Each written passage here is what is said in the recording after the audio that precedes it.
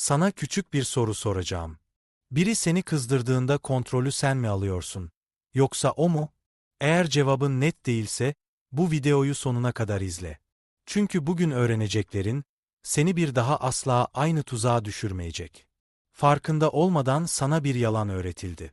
Küçüklüğünden bu yana sabırlı ol, öfkeni kontrol et, sakin kal dediler.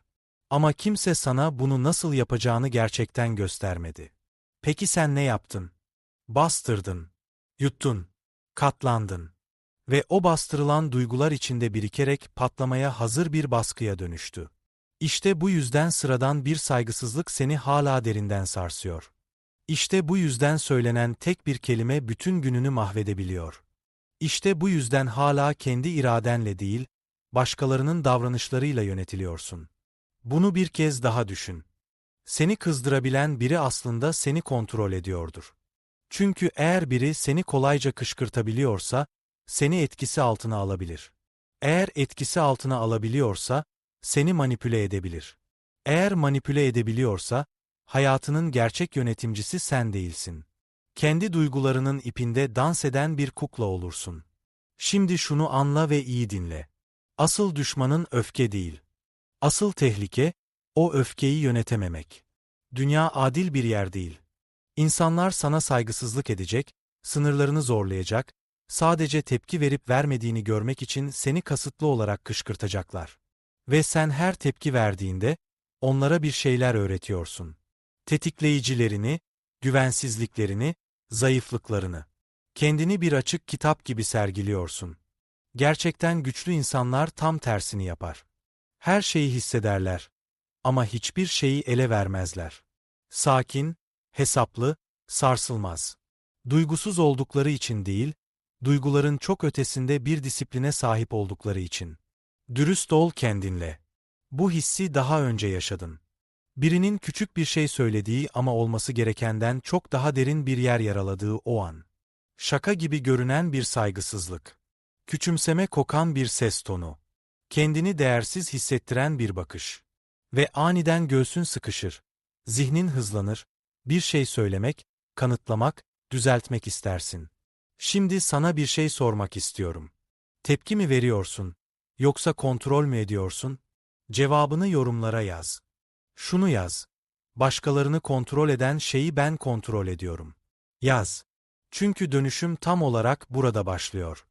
Ve şu an sana göstereceğimi anladığında, bir daha asla aynı şekilde manipüle edilmeyeceksin. Bunu yaşadın. Herkes yaşadı. Ama çoğu insanın hiç fark etmediği şey şu. O an aslında bir sınavdı. Gücünün değil, kontrolünün sınavı. Çünkü karşındaki kişi sadece konuşmuyordu.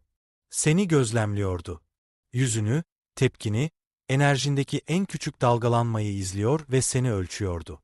Ve sen en ufak bir tepki verdiğin anda, ona aradığı cevabı vermiş oldun. Duygusal biri. Kolayca sarsılıyor. Yönlendirilebilir.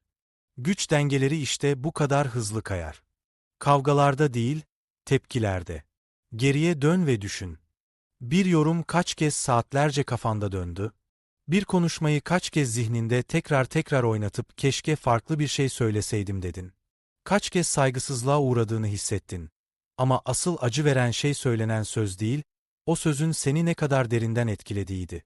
Bu karşındakinin gücü değil. Bu, ona kendi elinle verdiğin erişim. Bunu net bir şekilde anla. Seni kışkırtabilen biri, seni alt etmek zorunda bile değildir. Çünkü duygularını yönettiğinde, yönünü, kararlarını, odağını ve huzurunu da yönetmiş olur. Ve sen bunun farkına bile varmazsın. İşte tuzak tam da burada. Tepki verdiğini sanırsın, oysa yönlendiriliyorsundur. Gerçekten sakin ve güçlü insanlar bunu görür. Ve oyuna dahil olmayı reddeder. Bir şey söylendiğinde hemen atlamazlar. Bir adım geri çekilirler, zihinsel olarak. Kelimelerin ardındaki niyeti sessizce okurlar. Bu bir sınav mı? Bir yem mi? Benden ne çekmeye çalışıyorlar? Ve o kısa duraklamada tüm döngüyü kırarlar. Tepki yok. Açığa çıkma yok. Kontrol yok. Sadece sessizlik ve keskin bir farkındalık. Ve tam o anda karşındaki bunu hisseder. O yokluğu, o tepkisizliği ve bu onu rahatsız eder. Çünkü artık nerede durduğunu bilmiyordur. İşte bu belirsizlik, gerçek güçtür. Bir dahaki sefere bu hissi yaşadığında, ki yaşayacaksın, tam o anda kendini yakala. Duygular kabarmaya başladığında konuşma. Tepki verme. Sadece gözlemle.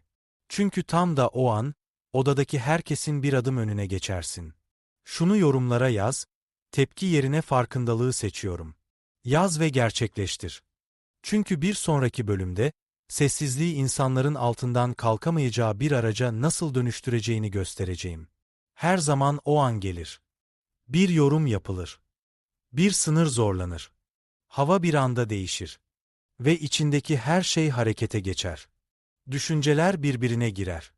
Kelimeler şekillenir. Ego sahneye fırlar, cevap vermeye hazır. Çünkü o anda sessiz kalmak yanlış hissettirir. Kaybetmek gibi. Geri çekilmek gibi. Görmezden gelmek gibi. Ama bu bir yanılsamadan başka bir şey değil. Pek çok insan tepki vermezse zayıf göründüğünü, konuşmazsa kaybettiğini zanneder. Bu yüzden apar topar açıklama yapar, savunmaya geçer, kelimelerle kontrolü yeniden ele geçirmeye çalışır. Oysa daha derinden bak. Anında tepki veren kişi kontrol altında değildir. Tahmin edilebilirdir. Okunabilirdir. Zaten karşısındakinin kurduğu çerçevenin içine girmiştir. Ve artık onun oyununu oynamaktadır. Sessizlik bunu kırar. Sessizlik boş değildir, baskıdır. Hiçbir şey geri dönmediğinde, savunma yok, öfke yok, açıklama yok, ortamda bir gerilim oluşur. Ve çoğu insan bu gerilimi taşıyamaz. Boşluğu kendisi doldurmaya başlar. Daha çok konuşur. Daha çok açıklar. Daha fazlasını ele verir. Kontrolü geri almaya çalışır ama her geçen saniye kaybeder. Çünkü artık senin sessizliğine tepki veriyordur. İşte bu güçtür. Yüksek sesli değil. Saldırgan değil. Ama hesaplı, kontrollü ve son derece etkili. Sessizliğin sana karşı kullanıldığı anları düşün. Beklenen tepkinin gelmediği o an. Tartışmanın olmadığı, açıklamanın yapılmadığı, sadece bir bakışın fırlatıldığı ve sessizliğin çöktüğü o an. Hangi tartışmadan daha uzun süre aklında kaldı? Büyük ihtimalle o sessizlik. Çünkü sessizlik insanları kendileriyle yüzleşmeye iter. Ve çoğu buna hazır değildir. Sakin ve güçlü insanlar bunu kavrar. Konuşmak için acele etmezler. Kelimelerin ne zaman gerekli olduğunu, sessizliğin ne zaman daha güçlü olduğunu seçerler. Çünkü her durum bir tepkiyi hak etmez. Bazı anlar gözlemi hak eder. Bazıları mesafeyi. Bazıları ise hiçbir şeyi. İşte disiplin tam olarak budur. İçinde kabarıp duran her şeyi hissetmek ve yine de dinginliği seçmek. Hiçbir dürtü yok. Hiçbir acelecilik yok. Hiçbir şeyi kanıtlama zorunluluğu yok. Sadece kontrol. Bu yüzden o an geldiğinde, ki gelecek, karşındakinin beklemesine izin ver. Merak etmesine izin ver. Senin durgunluğunun ağırlığını hissetmesine izin ver. Çünkü tepkisini yöneten kişi, etkileşimin tamamını yönetir. Şunu yorumlara yaz. Benim sessizliğim onların gürültüsünden daha yüksek sesle konuşur. Aklında tut. Çünkü bir sonraki bölümde konu daha derin bir yere gidiyor. Sessizliğin çok ötesine. Duygusal kopukluğa. Çoğu insanın hiç ulaşamadığı daha derin bir seviye var. Sessizlik değil bu. Sabır da değil. Kapaklak. Hiçbir şeyin tutunmadığı o sakin hal. Sözler duyulur ama karşılık bulmaz. Enerji hissedilir ama içeri işlemez. Durumlar gözlemlenir ama altında ezilmezsin. Bu nadir bir şey. Çünkü çoğu insan pek çok şeye bağlıdır. Saygıya, Onaya. anlaşılmaya, güçlü görünmeye. Bu bağlar tehdit altında hissettiklerinde hemen tepki verirler. İstedikleri için değil, o şeylere muhtaç oldukları için. İşte zayıflık tam da burada gizlidir. Bağlılık, kırılganlık üretir. Bir şey kimliğin için ne kadar değerliyse, sana karşı o kadar kolay kullanılır. Tek bir yorum seni yerinden edebilir. Güçlü olduğu için değil, tutunduğun bir şeye dokunduğu için. İşte bu yüzden duygusal mesafe o kadar değerlidir. Mesafeli bir insanın savunacak bir şeyi yoktur. Koruyacak bir imajı yoktur. Peşinden koşacak bir onayı yoktur. Sürekli beslemek zorunda olduğu bir egosu yoktur. Ve savunacak hiçbir şey kalmadığında, kışkırtacak hiçbir şey de kalmaz. Bir düşün. Seni en çok etkileyen anlar, hiçbir zaman sadece söylenen kelimelerle ilgili değildi. O kelimelerin senin için ne ifade ettiğiyle ilgiliydi. Gizlediğin bir güvensizlik. Geride bıraktığını sandığın bir an. Sessizce taşıdığın bir şüphe. Tepki oradan geldi. Dışarıdan değil, içeriden. Gerçekten sakin insanlar bunu düzeltir. Dünyayı kontrol etmeye çalışmazlar. Kendi içlerindeki kancaları sökerler. Hakaretleri bilgi olarak okurlar. Saygısızlığı bir ifşaat olarak. Çatışmayı ise veri olarak. Kişisel hiçbir şey yoktur. Yalnızca kalıplar vardır. Ve her şey gözleme dönüştüğünde, duygu etkisini yitirir. Bu hiçbir şey hissetmemek anlamına gelmez. Neyin hissedilmeye değer olduğunu seçmek anlamına gelir. İşte gerçek kontrol budur. Çünkü kopukluk seni zayıf yapmaz. Seni erişilmez kılar. Ulaşılamayan şey manipüle edilemez. Kimsenin görüşüne bağlı olmayan şey sarsılamaz. Ve bunu bir kez gerçekten kavradığında, her şey değişir. Aynı durumlar, aynı insanlar, aynı sınavlar. Ama tamamen farklı bir yanıt. Sakin. Ölçülü, sarsılmaz. Ve tam o noktada insanlar fark etmeye başlar. Tepkilerini değil, tepkisizliğini. Bu yüzden bir şey seni içine çekmeye çalıştığında dur. Kendin için tek bir soru sor. Bu, içsel durumuma değer mi? Çoğu zaman cevap hayır. Şunu yorumlara yaz. Kopuk kalıyorum ve kontrolü elimde tutuyorum. Bunu kendinin bir parçası haline getir. Çünkü bir sonraki bölümde, insanlar seni kışkırtmaya kalkışmadan önce niyetlerini nasıl okuyacağını göstereceğim. Aynı tür yorum, aynı ton, aynı tür insan, farklı yüzler, aynı davranışlar. Ve yine de pek çok kişiyi hazırlıksız yakalıyor. Tahmin edilemez olduğu için değil, dikkat edilmediği için. Odak her zaman ne söylendiğine gidiyor. Neden söylendiğine hiç gitmiyor. Asıl oyun tam da orada. Her kelimenin bir niyeti vardır. Bazen örtük, bazen açık ama her zaman oradadır. Dolaylı bir iltifat nezaket değildir. Alaycı bir söz mizah değildir. Herkese açık bir şaka masumiyet taşımaz. Bunlar birer pozisyon alma taktiğidir. Açık bir çatışmaya girmeden seni yavaşça aşağı çekmeye yönelik sessiz girişimler. Ve fark edilmezse işe yarar. Çünkü tepki çok geç gelir. Hasar verildikten sonra. Duygu zaten tetiklendikten sonra. Bu yüzden pek çok kişi tepkisel kalmaya devam eder. Yüzeyi görürler ama altındaki stratejiyi kaçırırlar. Sakin ve bilinçli insanlar algılarını farklı eğitir. Desenleri izlerler. Davranışları sadece o ana bakarak değil, zaman içinde inceleyerek değerlendirirler. Kim sürekli sözü keser? Kim sınırları ince ince test eder? Kim saygısızlığı şaka kılığına büründürür? Hepsi bir araya gelir. Hiçbir şey rastgele değildir. Desenler netleştiğinde artık hiçbir şey seni şaşırtmaz. İşte değişim tam olarak budur. Anlık tepkiden, henüz gerçekleşmeden tahmin etmeye geçiş. Ses tonundaki ufak bir kırılma dikkat çeker. Belirli bir bakış niyeti ele verir. Tanıdık bir ifade, sırada ne geleceğini işaret eder. Ve o anda bir alan açılır. Sakin kalmak için alan. Tepki verip vermemeyi seçmek için alan. İşte bu alan, kontrolün ta kendisidir. Geriye dön ve düşün. Bazı insanlar her zaman aynı tadı bırakır. Hafif bir rahatsızlık. İnce bir gerilim.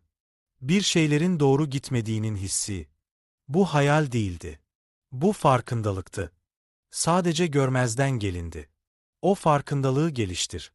Kelimelere değil, kalıplara güven. Çünkü kelimeler yalan söyleyebilir, davranış asla söyleyemez. Ve bu netleştiğinde kışkırtma gücünü yitirir. Artık beklenmedik değildir. Tahmin edilebilirdir. Ve tahmin edilen her şey etkisini kaybeder. Bu yüzden o tanıdık desen yeniden başladığında tetikleyiciyi bekleme. Erken fark et. Henüz ortaya çıkmadan önce zihinsel olarak geri adım at ve önünde kal. Kontrol böyle elde edilir. Daha iyi tepki vererek değil, daha erken görerek. Şunu yorumlara yaz. Oyun oynanmadan önce onu görüyorum. Aklında tut. Çünkü bir sonraki bölümde, doğrudan baskıyla karşılaştığında bile nasıl tamamen sarsılmadan kalacağını anlatacağım. Baskı her şeyi değiştirir. Ortam gerilir. Sesler keskinleşir. Gözler kilitlenir.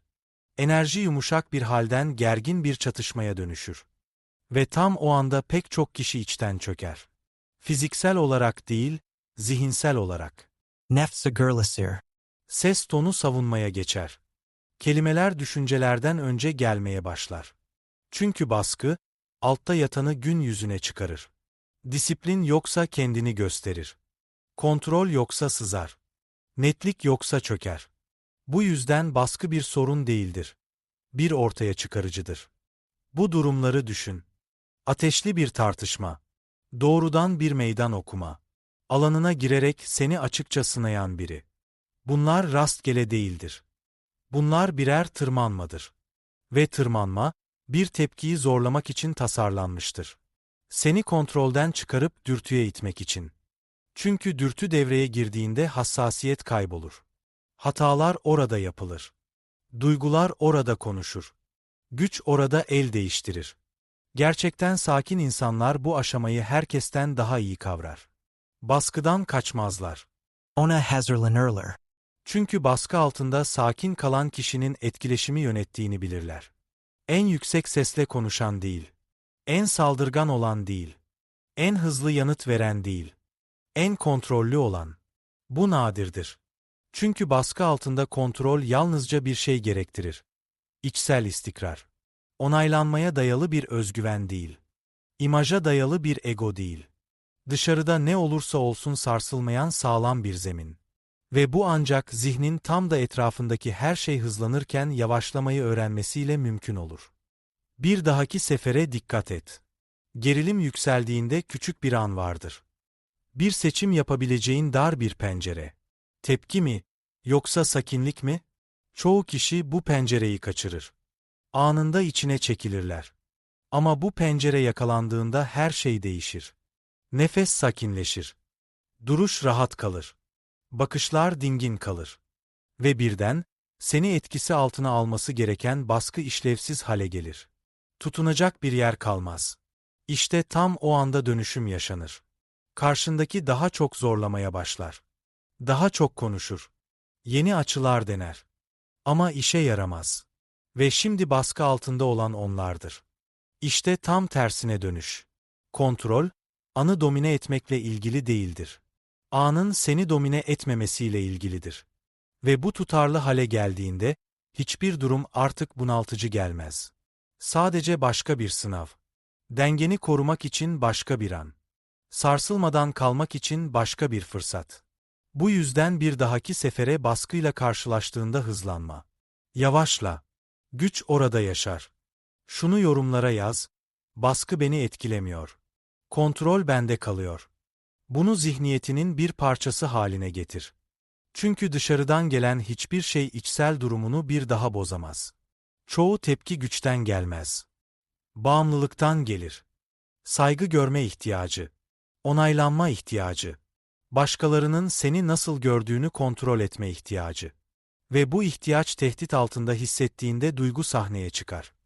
Durum güçlü olduğu için değil, bağımlılık güçlü olduğu için. İşte gizli zincir tam da budur. Dışarıdan gelecek onaya duyulan sessiz ve derin bağımlılık. Başkalarından saygı. Başkalarından onay. Başkalarından tanınma. Bunları denklemden çıkar ve çoğu tetikleyici kendiliğinden yok olur. Bir düşün. Bir yabancının görüşü, ancak içinde hala istikrarsız olan bir şeyle örtüştüğünde acı verir. Bir yorum, ancak hala onaylanmaya muhtaç olan bir yere dokunduğunda iz bırakır. Bu yüzden aynı kelimeler farklı insanları farklı biçimlerde etkiler. Biri anında tepki verir. Diğeri fark bile etmez. Fark kelimelerde değil, içsel bağımlılıktadır. Gerçekten sakin insanlar bu bağı tamamen keser. Kendi değerlerini artık başkasına emanet etmezler. Kimse onlara saygı göstermek zorunda değildir. Kimse onların değerini belirleyemez. Kendini kendisi tanımlar. Kendi içinde tamdır. Erişilmezdir. Bu dönüşüm gerçekleştiğinde kalıcı bir şey değişir. Sessizlik doğal hale gelir. Sakinlik varsayılan olur. Tepkiler azalır. Çünkü artık dışarıdan gelen hiçbir şeyin ağırlığı yoktur. Hiçbir şeyi kanıtlama zorunluluğu kalmaz. Herkesi düzeltme dürtüsü söner. Her hakarete yanıt verme baskısı ortadan kalkar. O süregelen iç gerilim çözülür. Ve onunla birlikte manipülasyon da çözülür. Çünkü manipülasyon kaldıraç ister. Kaldıraç ise yalnızca bağımlılığın bulunduğu yerde var olur. Bağımlılığı kestiğinde insanlar sana olan erişimini tamamen yitirir. Bunu gerçek hayatta gözlemle. En çok tepki verenler, başkalarının algısına en çok önem verenlerdir. Sakin kalanlar ise artık kimseden hiçbir şeye muhtaç olmayanlar. Bu seviyede fikirler içine işlemez. Saygısızlık rahatsız etmez. Gürültü ulaşmaz. Bu umursamazlık değildir. Kontroldür. Etkilenmemeye verilen bilinçli bir karardır. Ve bu senin temel halin haline geldiğinde, yalnızca kışkırtmayla daha iyi başa çıkmakla kalmaz, onu tamamen aşarsın. Sana ulaşmayı tamamen bırakır. Bu yüzden bir şey tepki verme isteği uyandırdığında kökünü sorgula. Hala neye bağımlıyım? Çünkü zayıflık tam orada gizleniyor. Onu kes ve tepki de onunla birlikte kaybolur. Şunu yorumlara yaz. Kendimden başka hiçbir şeye bağımlı değilim. Bunu standart haline getir. Çünkü bir sonraki bölümde her şey, seni tamamen dokunulmaz kılacak bir zihniyete dönüşüyor. Belirli bir noktada içeride bir şey değişir. Dışarıda değil. Aynı insanlar konuşuyor. Aynı durumlar yaşanıyor. Aynı ince sınavlar sahneye çıkıyor. Ama etki artık yok. Ani bir duygusal yükseliş yok. Tepki verme isteği yok. İçsel bir kıpırdama yok. Sadece farkındalık. Barrack. Kontrollü. Mesophili. Bu, tepkileri yönetmekten çok daha ötesidir. Artık her şey olduğu gibi görünür. Bir sınav, bir projeksiyon, bir hamle. Kişisel hiçbir şey değil. Ve hiçbir şey kişisel hissettirmediğinde, hiçbir şey tehdit edici de hissettirmez. İnsanı gerçekten dokunulmaz kılan şey budur. Güç değil, saldırganlık değil, baskınlık değil. Netlick. İnsanların iç dünyasını okuyabilmek ve ondan hiç etkilenmemek. Konuşmaları kafanda defalarca döndürerek, saygısızlığı tekrar tekrar canlandırarak, daha iyi bir yanıt hayal ederek ne kadar enerji harcandığını bir düşün. Bunların hepsi zihinsel meşguliyetti. Ve meşguliyet, teslimiyetin ta kendisidir. Biri saatlerce zihninde oturabiliyorsa, yokluğunda bile gücünü ele geçirmiş demektir. Gerçekten dokunulmaz insanlar buna izin vermez. An geçtiğinde her şey biter. Tekrar yok. Analiz yok. Duygusal kalıntı yok. Sadece ilerleme. Çünkü odakları insanlar değil, yöndür. Amaç tepkinin yerini alır. Netlik kafa karışıklığının yerini alır. Ve kontrol süreklileşir. Farkı hisset. Eskiden her etkileşimin bir ağırlığı vardı. Şimdi yalnızca gerçekten önemli olana dikkat edilir. Geri kalan her şey süzülür. Bu zayıflıktan değil, hassasiyetten gelir. Çünkü dikkat bir para birimidir ve onu yanlış yere harcamak, kontrolü kaybetmenin en hızlı yoludur. Bu yüzden seçici olunur. Kasıtlı. Keskin. Enerji, hak etmeyen yerlere akmaz. Ve tam o noktada insanlar bunu hisseder. Kelimelerle değil, yoklukla. Seni kışkırtamazlar. Seni okuyamazlar. Sana ulaşamazlar. Ve bu onları çaresiz bırakır. Çünkü kontrol erişim gerektirir. Sen ise o erişimi tamamen kapattın. Bu, çoğu insanın hiç ulaşamadığı bir seviyedir. Burada huzur zorlamayla gelmez, doğaldır. Kontrol çabayla değil, kimlikle gelir. Ve bir kez yerleştiğinde, dışarıdan hiçbir şey seni bir daha sarsamaz. Bu yüzden o an geldiğinde, ki gelecek, içinden geçip gitmesine izin ver. Direnç yok. Tutunma yok. Tepki yok. Sadece farkındalık ve ilerleme. Şunu yorumlara yaz. İzin vermedikçe hiçbir şey bana ulaşamaz. Bunu gerçek kıl. Garip bir sakinlik yerleşmeye başlar. Çaba gerektiren türden değil. Baskı altında dağılan türden değil. İstikrarlı, kontrollü bir durgunluk. Bir zamanlar içini harekete geçiren anlar artık uzaktan geliyor. Sanki başka birinin tepkisini izliyormuşsun gibi. Aynı kelimeler söyleniyor. Aynı durumlar yaşanıyor. Aynı ince saygısızlık yeniden sahneye çıkıyor. Ama içsel olarak hiçbir şey kıpırdamıyor. Ani bir gerilim yok. Acelecilik yok. Yanıt verme ihtiyacı yok. İşte o anda her şey netleşiyor. Kontrol artık uygulanan bir şey değil, kazanılmış bir şey. Eskiden her şey kişiseldi. Her yorumun ağırlığı vardı. Her durum dikkat talep ediyordu. Her etkileşim ruh halini bozma potansiyeli taşıyordu. Eskiden odak dağılmış, farklı yönlere çekilmiş, dış gürültüyle şekillendirilmişti. Şimdi o gürültü aynı etkiyi taşımıyor. Çünkü tepki verme ihtiyacı ortadan kalktı. Hiçbir şeyi kanıtlamak gerekmiyor. Herkesi düzeltmek gerekmiyor. Anlaşılmak gerekmiyor. Ve bu ihtiyaçlar olmayınca tetiklenecek hiçbir şey kalmıyor. Tartışmaları kazanmaya, kusursuz bir yanıt vermeye, belirli bir imajı ayakta tutmaya çalışırken ne kadar enerji harcandığını düşün. Bunların hepsi geride kaldı. Dünya değiştiği için değil, ona olan bağlılık dönüştüğü için. Gerçek güç işte burada kök salar. Kontrol anlarında değil, sürekli bir kontrol halinde. Kesintisiz sakinlik, kesintisiz farkındalık, kesintisiz mesafeli duruş. Ve bu tutarlılık seni kırılmaz kılar. Çünkü duygularına yenik düşen insanlar tahmin edilebilirdir. Tahmin edilebilir olanlar ise yönlendirilebilir. Ama durum ne olursa olsun aynı kalan biri, yerinden oynatılamaz. İşte fark bu. Sömürülecek yüksek noktalar yok. Saldırılacak düşük noktalar yok. Sadece denge, Keskinlik. Control. kasıtlılık. Ve insanlar bunu hissettiklerinde denemekten vazgeçerler. Saygı duydukları için değil, seni çözemedikleri için. İncelenecek bir tepki yok. Test edilecek bir zayıflık yok. Kullanılacak bir kalıp yok. Ve bu belirsizlik, seni tamamen korur altına alır. Bu yüzden bir sonraki durum ortaya çıktığında içindeki sessizliğe dikkat et. Hiçbir dürtü yok. Hiçbir gerilim yok. Hiçbir tepki yok. Sadece farkındalık ve seçim. Şunu yorumlara yaz, hiçbir şeyi hareket ettirmiyorum. Hiçbir şey beni hareket ettirmiyor. Bunu kalıcı haline getir.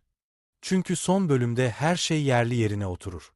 Sarsılamaz, kışkırtılamaz, bir daha kontrol edilemez bir zihniyetle kilitlenen bir insan olarak bu yolculuğun nereye vardığını anlarsın. Ve o noktaya geldiğinde, artık bunu uygulamaya çalışmıyorsundur. O, sen olmuşsundur. Her şey buna dayanıyor. Tekniklere değil, hilelere değil, geçici bir kontrole değil, kimliğe. Kimse izlemediğinde, baskı tırmandığında, hiçbir uyarı verilmeden sınandığında kim olduğuna. Çünkü o, gerçek halinin ta kendisi. Ve pek çok insan bunu henüz inşa etmemiş. Ruh haline güveniyorlar. Motivasyona, koşulların uygun gelmesine.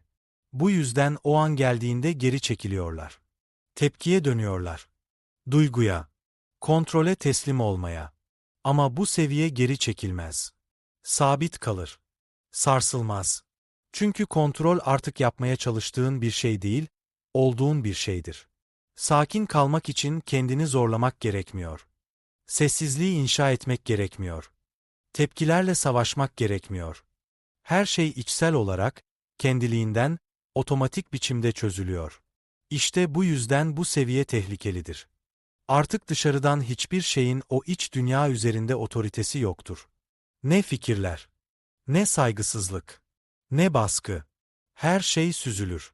Her şey değerlendirilir. Her şey ya görmezden gelinir ya da bir araca dönüştürülür. İşte zihniyet bu. İzin verilmeden içeri giren hiçbir şey yoktur.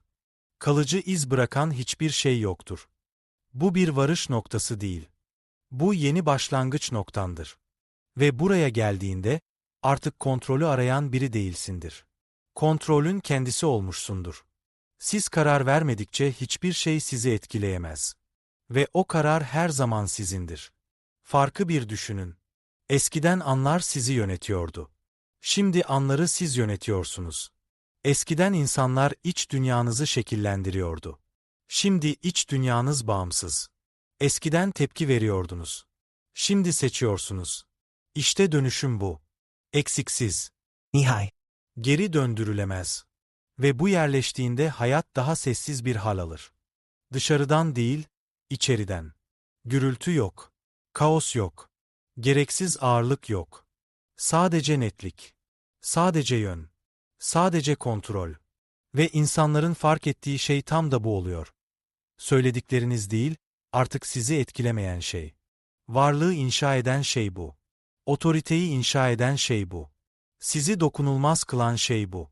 Bu yüzden bundan sonra bunu her konuşmada, her durumda, her sınavda yanınızda taşıyın. Hiçbir şey sizi iç dünyanızdan çıkarmasın. Hiçbir şey standardınızı aşındırmasın. Hiçbir şey inşa ettiklerinizi ele geçirmesin. Şunu yorumlara yazın.